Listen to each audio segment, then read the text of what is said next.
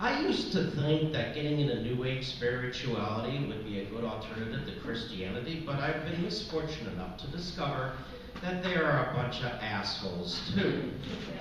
A lot of New Age people predicted that on December 21, 2012, the world would become a beautiful place. Well, that turned out to be a bunch of fucking bullshit.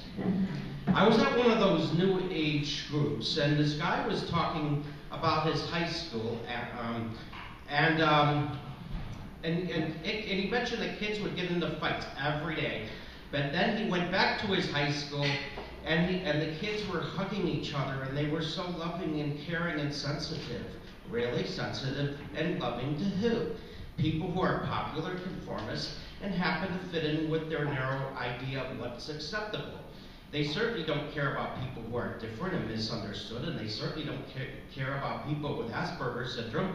I have been rejected by all these stuck-up, phony, popular conformist fucking scum who claim to be so loving and sensitive. Meanwhile, these people are expecting me to be sensitive to meet their needs, but they ain't willing to be sensitive to meet my needs. And quite a few people have told me that I shouldn't talk about abortion because it may cause them mental harm. With that in mind, it's fucking beautiful when unborn fetuses are extracted from pregnant women's stinky, smelly twats. And I wish that I could watch an unborn fetus getting scraped out of a woman's stinky, smelling twat during an abortion, and I would really enjoy watching it die. It's fucking amazing that people expect me to give up my freedom of speech to please them, but they won't do anything to please me. And I remember this open mic that I went to at a coffee shop that has since closed, and as far as I'm concerned, good riddance. The woman who owned this coffee shop, who seemed nice at the beginning, but she turned out to be kind of a fucking cunt, who wanted me to tone down what I was talking about. I remember one day she tells me that this is a place of peace. What the fuck does that have to do with me?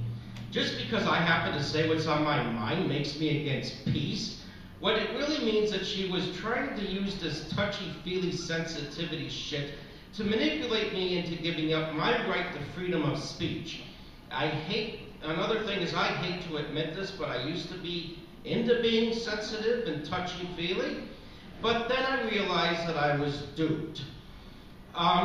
I won't forget the time when I was watching the news and a high school had a memorial ceremony for 3 very popular students who were killed in a car accident.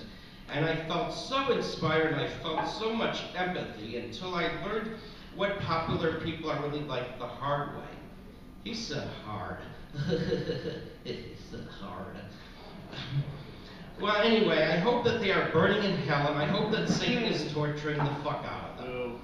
All this is payback for the way people have treated me throughout my life.